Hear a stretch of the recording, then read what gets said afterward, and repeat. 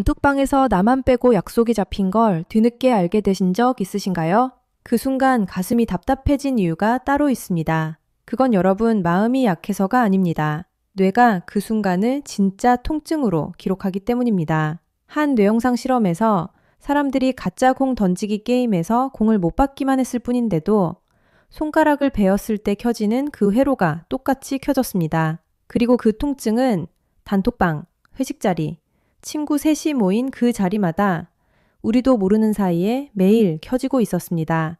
오늘은 그 한 장면이 어떻게 우리 뇌 안에서 진짜 상처가 되는지, 그리고 왜 셋이라는 자리에서 늘 한 사람이 밀려나는지 그 정체를 함께 들여다보겠습니다. 단톡방 알림이 한참 비어 있다가 어느 순간 모임 사진 한 장이 올라와 있을 때 그 사진 안에 여러분만 빠져 있다는 걸 깨달은 그 짧은 순간 가슴 한구석이 답답해져 본 적 있으신가요? 회식 자리에서 다들 웃음이 터졌는데 자기 입꼬리만 한 박자 늦게 어색하게 올라가 본 적은요.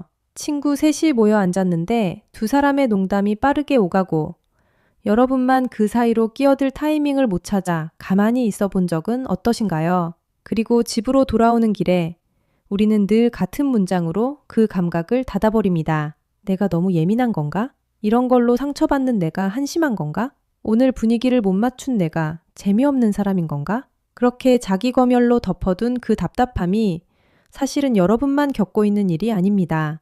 단톡방 사진을 보며 말없이 휴대폰을 내려놓는 그 사람이, 회식 테이블 끝에서 입꼬리만 어색했던 그 사람이 우리 옆자리에도 한 명씩 앉아 있습니다. 문제는 우리가 그 답답함을 한심함으로 번역해 왔다는 것입니다. 가슴이 답답해질 때마다 내 마음이 약한 탓이라고 적어두고 그렇게 매일 조용히 다치고 있었습니다. 그런데 그 답답함의 정체는 마음이 아니라 뇌에 있었습니다. 그 답답함이 마음의 일이 아니라 뇌의 일이었다는 사실은 한 작은 실험에서 처음 확인되었습니다.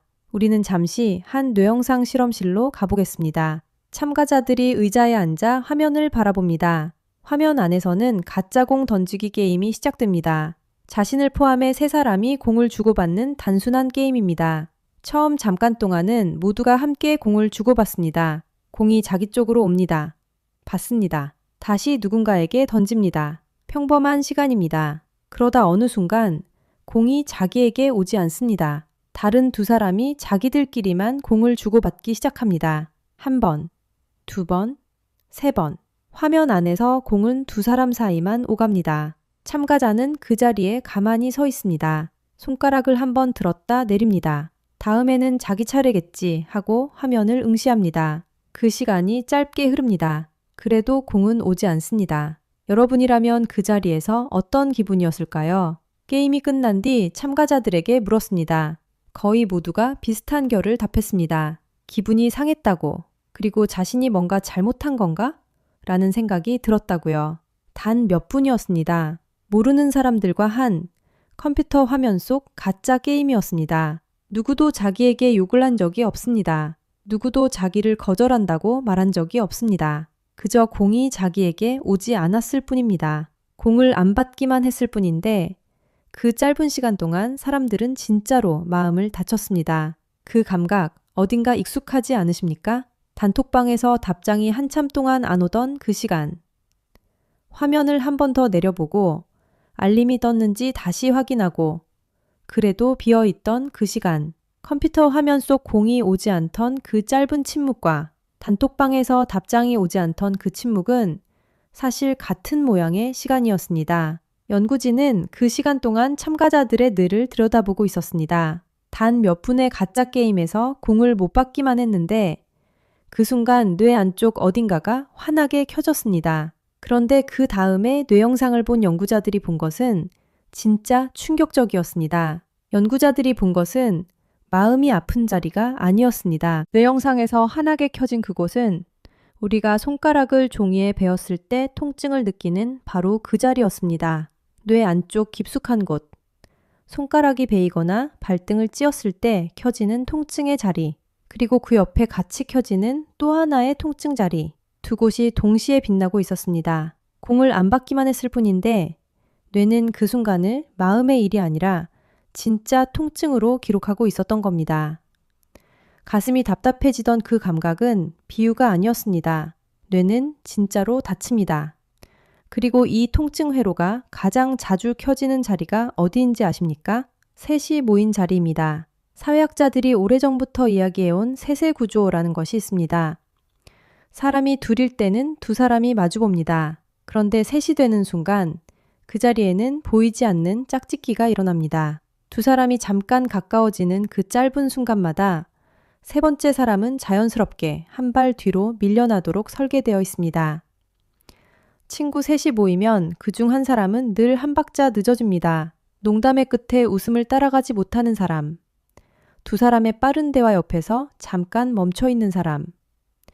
그건 그 한 사람의 결함이 아닙니다. 그 자리가 원래 그렇게 만들어져 있는 겁니다. 의자가 두 개뿐인 무대에서는 누군가는 결국 서 있게 되는 것처럼 셋이라는 자리는 늘 한 사람을 만듭니다. 그런데 우리는 그동안 이 통증을 별것 아닌 일로 닫아버려 왔습니다.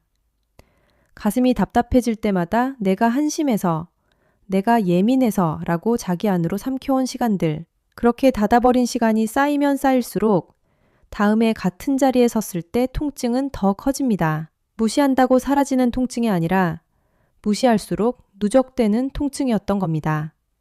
그리고 여기에 한 가지 충격적인 사실이 더 있습니다. 한 연구팀이 호기심으로 이런 실험을 했습니다. 평범한 진통제 한 알, 손가락을 베었거나 두통이 있을 때 우리가 흔히 먹는 그 약을 사람들에게 매일 먹게 했습니다. 그리고 몇 주 뒤 같은 사회적 거절 상황을 다시 시켰습니다. 결과는 놀라웠습니다. 진통제를 먹은 사람들은 같은 거절을 당하고도 마음의 상처를 덜 받았다고 답했습니다. 손가락 베일 때 먹는 그 약이 단톡방에서 밀려난 마음의 통증까지 줄였다는 겁니다. 이건 단순한 우연이 아닙니다. 우리가 그동안 느껴온 그 답답한 통증이 진짜였다는 가장 강한 증거입니다. 마음이 약해서 아팠던 게 아니었습니다. 예민해서 아팠던 것도 아니었습니다. 손가락이 베이면 누구나 아픈 것처럼 그 자리에서 밀려난 순간 누구나 아팠던 겁니다. 그렇다면 이제 우리는 그 자리로 어떻게 돌아가야 할까요? 우리는 결국 다시 그 자리로 돌아갑니다. 같은 단톡방, 같은 회식, 같은 친구 셋의 자리. 그 자리는 달라지지 않습니다. 달라지는 건 그 자리에 앉아 있는 우리 자신입니다. 이제 가슴이 답답해질 때 우리는 더 이상 그 감각을 내가 한심해서 라고 닫아버리지 않습니다. 대신 그 통증의 이름을 부릅니다. 마음속으로 짧게 한 줄을 건넵니다. 지금 내 뇌가 손가락 베인 회로를 켜고 있구나. 이건 진짜 통증이구나. 이 한 줄이 자기 검열의 회로를 끊습니다. 통증이 사라지지는 않습니다. 다만 이제 그 통증과 따로 서서 싸울 수 있게 됩니다. 통증과 자기 자신을 같은 자리에 묶어두지 않게 됩니다. 그리고 우리 옆에도 같은 통증을 가진 사람이 있습니다. 단톡방을 보다 가만히 휴대폰을 내려놓는 친구, 회식 자리에서 입꼬리만 어색하게 올라가던 가족, 그들에게도 우리가 받은 그 면죄부를 건네줄 수 있습니다. 짧은 한마디면 충분합니다. 그건 네가 약해서가 아니야. 뇌가 진짜 통증으로 기록한 거야. 그 한마디가 누군가의 자기 검열을 조용히 끊어줍니다. 뇌는 진짜로 다칩니다. 그래서 우리는 그 통증의 이름을 불러야 합니다. 오늘 이 이야기가 마음에 남으셨다면 구독과 좋아요를 눌러주세요.